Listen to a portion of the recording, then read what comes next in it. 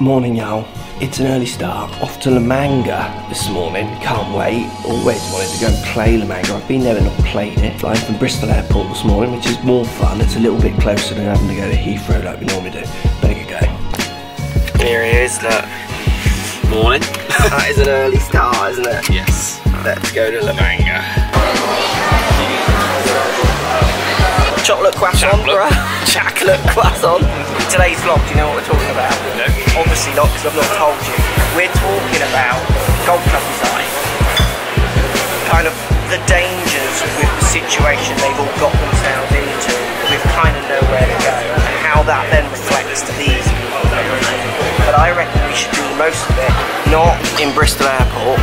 I feel like La Manga should be the place to do it, shall we? Go on.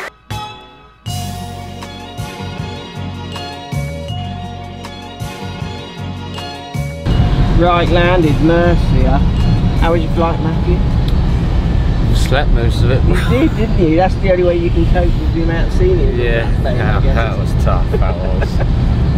So I have a question, right, about golf clubs and design. So there's a few things. We're going to start with the idea of, so where do manufacturers go? Because they're obviously pushing the needle like tiny amounts now, if at all. Like in your head, do you think there'll be anything that will shift it forwards again, or not at all? Clubs are just there, they're done, and we're actually now just kind of going round in circles, maybe? Yeah, unless rules and regs change, then I think we're kind of there, aren't we? Yeah. We have been for the last 10, 11, 12 years or whatever it is now. So I can't see a lot happening unless they do change those rules, basically. Which at the moment feels more like, if anything, that it would go the other way rather than forwards. It'd be changing. If anything does change, it feels at the moment it'd be more around trying to bring stuff back. But to do that would almost feel like, as well, an admittance that they got it wrong, because obviously they've been trying to control it for X amount of years. That won't happen. No, which I agree. It won't happen. So with that being the case, what this leads me on to, which we'll talk about when we get to La Manga, we're on the way to La Manga Golf Club now, which I can't wait to go and see and play actually, is what I start to see from club design is more us going around in circles, where also sometimes the user, the end kind of customer, goes backwards a little bit as well if they're not careful. And we'll talk about the ideas of what that kind of is around, but my idea of, so basically sometimes products are released with marketing in mind rather than the end user in mind. Yeah. And what happens is they sell really well because the marketing's good and the initial idea is like engaging, but then over time players use it and actually they find they don't go forwards, if anything they go backwards. Yeah. And that's one of my concerns, because not all the companies do that, and we'll talk about the different companies as we go on, is that there's a lot of people getting lost a little bit, kind of going round in circles, which then detracts from what they need to do to get better almost, because they're lost in that kind of equipment world. Does that make sense? Yeah, lots of people are lost in that world, aren't they? We'll talk about, I've got some specific tech which we'll talk about, or ideas of club life, which I think really highlight how going in circles like this can actually harm people rather than help them. And then we'll talk about who's responsible.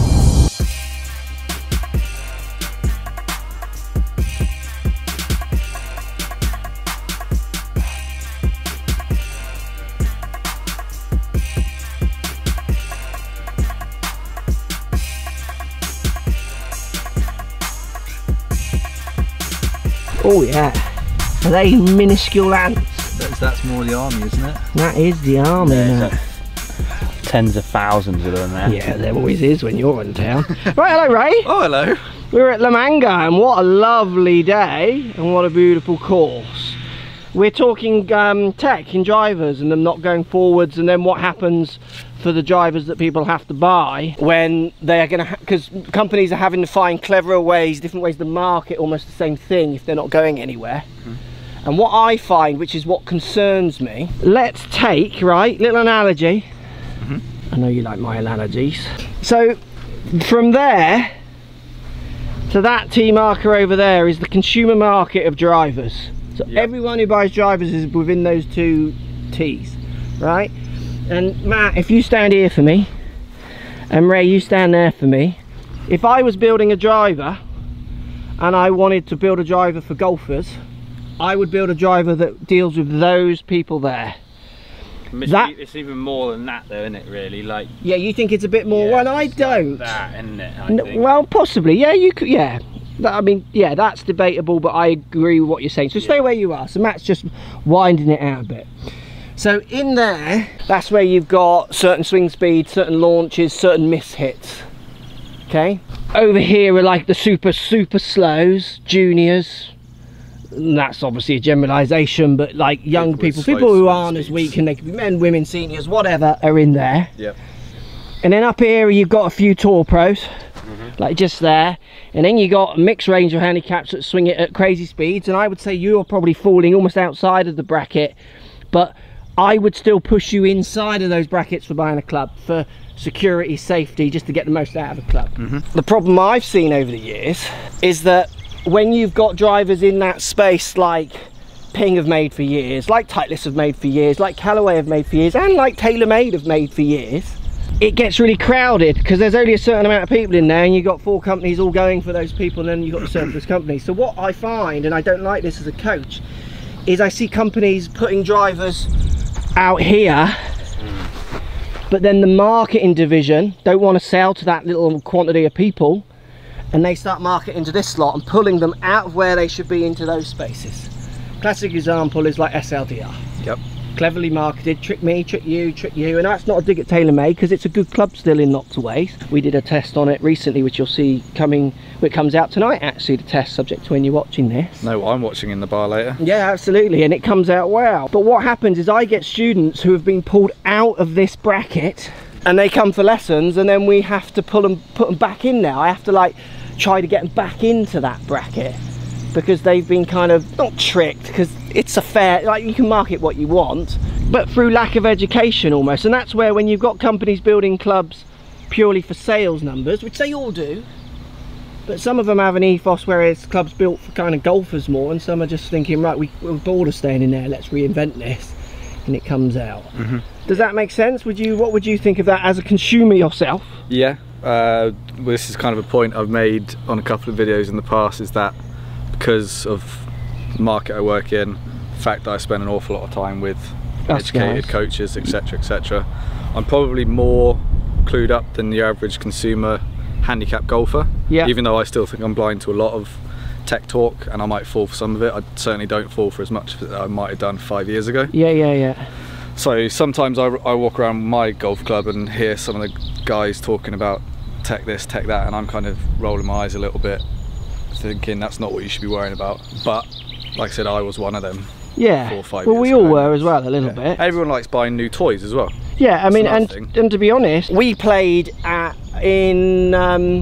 it was in Spain actually, you, when I had SLDR before you had it, and you wanted one, you hit mine and you liked those kind of things. Gorilla. Yeah, absolutely. Yeah. So we were all part of, like, trick's the wrong word because it makes it sound like, I mean, everyone is tricking when it comes to marketing. Yeah. That's what marketing is there for. But what I get concerned of as a coach is where are we going, and I'm seeing a little bit more of a trend of clubs falling outside of this bracket, which are tripping more people up than they're helping them. And obviously they're made outside of this bracket because there are customers who need them, like tour pros and people who swing faster and those kind of things.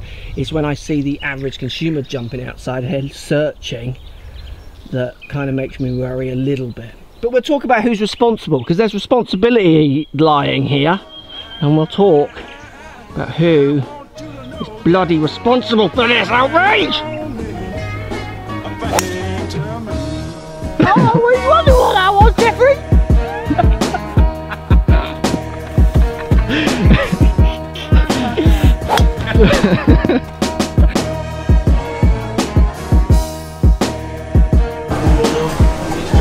Right, Matthew, who's responsible? Are you responsible? I don't know what we're talking about. What are we talking about today? Are you responsible?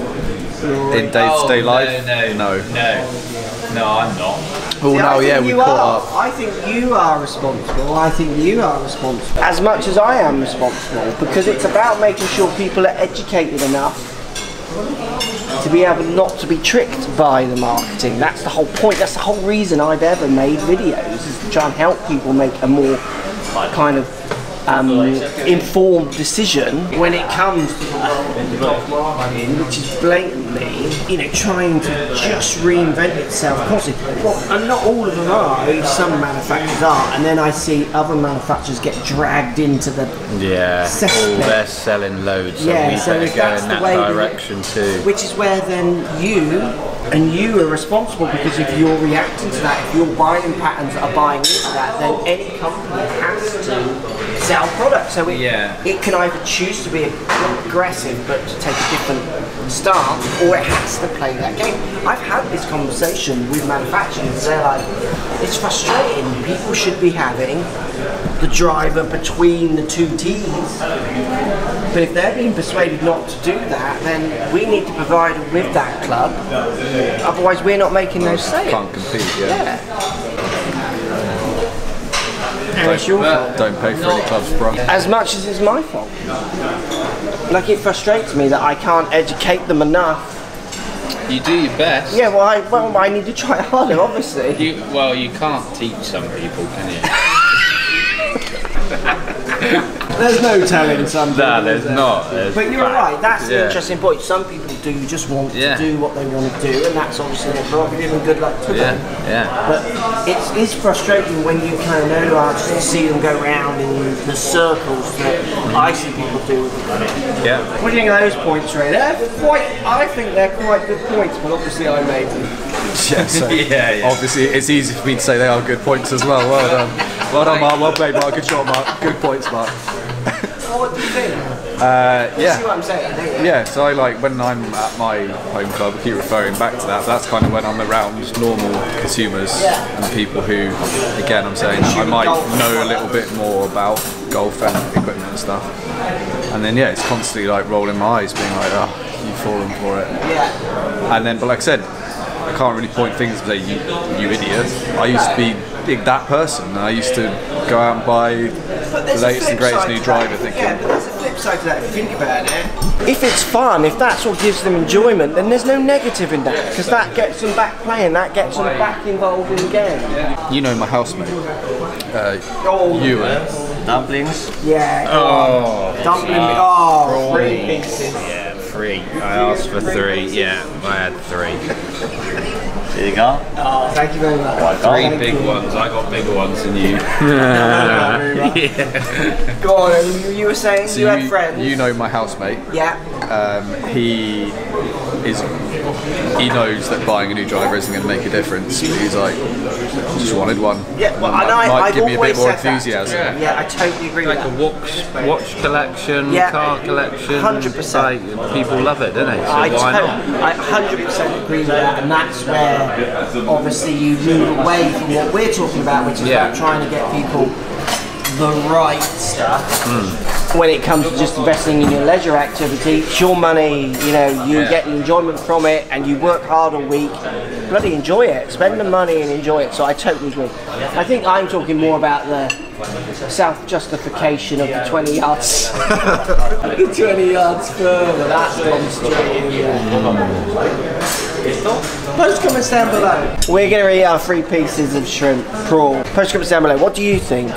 It's a jungle out there, isn't it? It is.